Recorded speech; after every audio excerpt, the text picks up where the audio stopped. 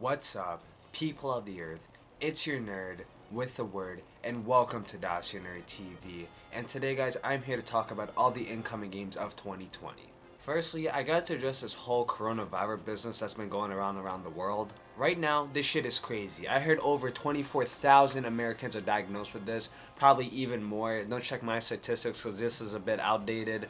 I hope the people who are diagnosed with this will not suffer from this. I also hope the people who are family of these victims will not suffer any loss from this. I pray to God that somehow and sometime soon a vaccine will come so all this shit will go away. I personally think right now is not the time to panic, but a time to remember that things like these happen so future generations will suffer from shit like this. We're literally experiencing history right now, and right now is the best time to stand tall, stay strong to try to overcome stuff like this. We can't show the children of today the weakness on our hearts. We gotta show them that we aren't this weak to succumb over shit like this that'll go away sometime soon.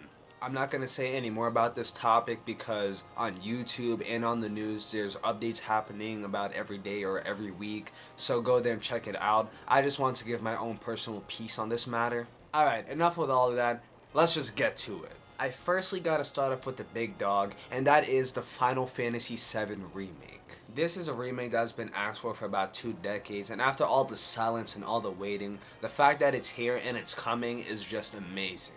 The graphics are stunningly beautiful, the characters look how you would imagine in terms of modern day character models. It's going to be an action RPG style, meaning hack and slash. It's what I would expect of a modern day Final Fantasy, since not everybody is a fan of the turn-based style of RPG. Tifa looks hot, and the same with Aerith, who also looks hot. Cloud looking like a pretty boy, and Bear looking like a young Mr. T. The cast of characters look amazing, and the voice acting is also what it should be.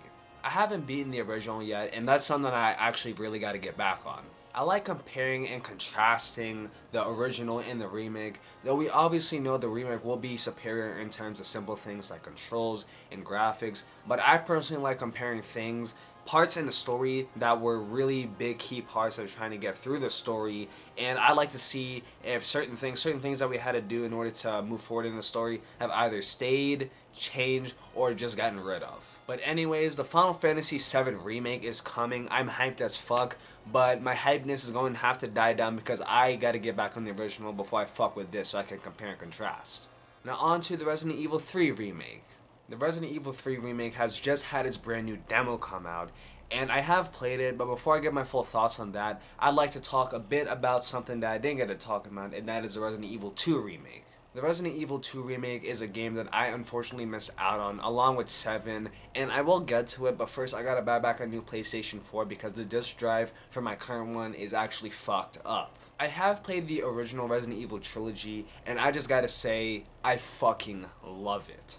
I beat all, and it was the first time in a long while I was deeply into playing a video game series. I understood the appeal of the games and the trademarks that make the game series what it is, and I love it, and I'm proud to call myself an official fan of this series. After finishing the trilogy, I of course wanted to tackle the rest of the Resident Evil games, such as 4, 5, and 6, but I decided to hold off on those because, yet again, my PlayStation 4 is broken and I need that to play a couple of those. Silent Hill is the game I'm playing currently right now before I tackle the other Resident Evil games. So this game right now as a somewhat filler, I wouldn't really call it that because it's a great game series as I've heard, and playing a bit of it, I definitely understand the appeal of it. This is a great one to play and keep my mind occupied before I get to the rest of other Resident Evil games and digest them. But on to the Resident Evil 2 Remake. Just playing the one-shot demo when it first came out, and playing the demo yet again, it's what I would expect for a remake. Graphics are gorgeous, controls are natural, no more having to go into the inventory to reload your bullets into your gun, you can do it automatically by pressing the square button. Zombies are terrifying, voice acting is on point with the situations. If you see one of those things, uniform or not, you do not hesitate. Leon looks badass, and though she wasn't in the demo, Claire is hot as fuck. This game is one that I definitely can't wait to experience, but even so, I still have to put it off because I got to experience Resident Evil 1 Remake and then also Resident Evil 0. So once I get to those two, then I'll finally be able to play the Resident Evil 2 Remake. I love the original, so I'll already know I'm going to love the remake. This remake that's been beloved by so many Let's Players on YouTube and had won plenty of awards, I know that this will be one of my favorite video games to play. The fact that this game was released back in 2019, and not long after the release of this game, Capcom announced that Resident Evil 3 was going to get a remake, showed how well received this game was, and the Resident Evil franchise within of itself. The way Jill looks in this game, ooh la la, ooh la la la la. I don't know why, but there's been some articles and some complaints saying that Jill has no sex appeal, and that there's been a lot of complaints, people saying she's ugly and everything. Motherfuckers, if that's what ugly looks like to you, I wonder what pretty looks like to you. Probably polygon boobies maybe, you tasteless fucks. She is the hottest video game girl for me right now, and if I had to rank her with Tifa, Aerith, and Claire, she'd be number one for me. She's rogue, has an attitude, and yet again, sexy and badass, bro. She is just perfect. She doesn't need any help from any guy. She can certainly take care of herself. I mean, she's battling Nemesis, this giant ugly bioweapon who's always on her ass, man. Come on. Anyways, I really enjoyed playing the Resident Evil 3 demo. Though I only played halfway through it and didn't finish it, I'm still hyped as fuck for this to come out.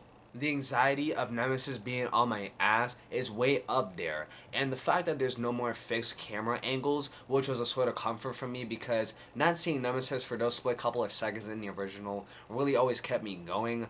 Not having those is going to make it a lot more terrifying.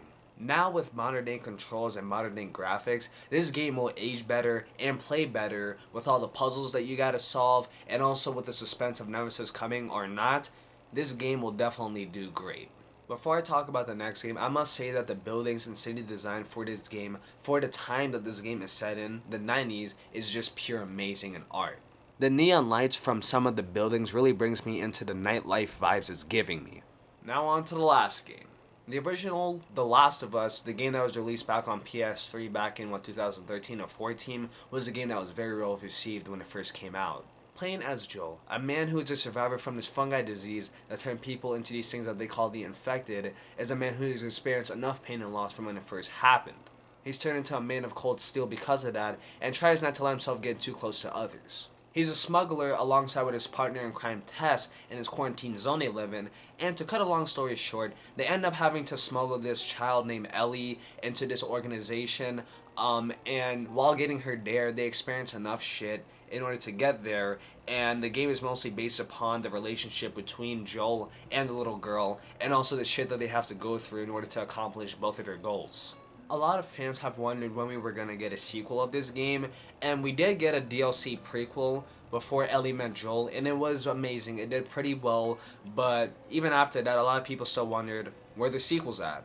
A couple of years back, we got a reveal for it, and everyone, including me, was excited for it. We had no word of it after a while until recently when we got another trailer for it, giving us a bit more insight on what's to come.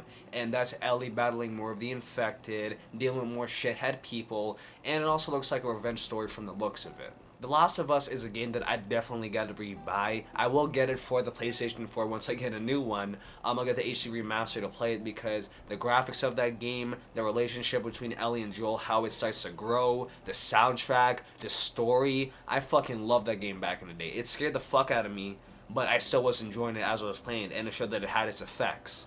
I'm hyped as fuck for this to come out. I can't wait to play as Ellie, seeing her all grown up, going on her own adventure and such, seeing what's gonna happen, seeing who she's gonna battle, what this whole story is gonna be about. And from apparently, I think it's a lot more of a romance thing going on between her and her girlfriend. I can't wait to see how things are gonna end up and such. It looks like an amazing game.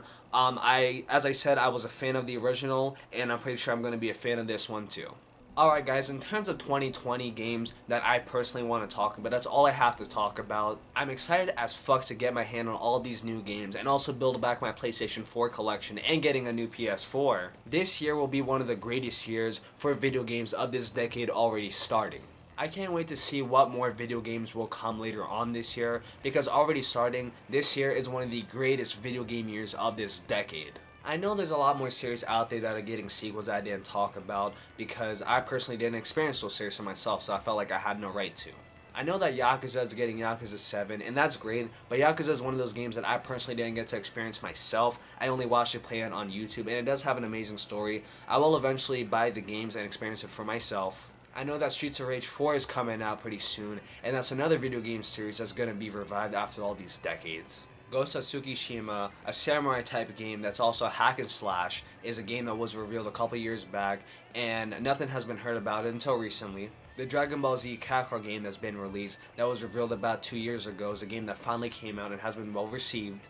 I know about all those games, but I didn't want to talk about games that I didn't experience personally, so sorry guys. Anyways, that's all I have to talk about. I'll see you guys in the next vid. There's going to be a follow-up vid called Anime 2020 that I'm going to be working on. So see you guys until then. Anyways, let's end us off like usual. Nerds, gamers, power to the players. See you guys next time.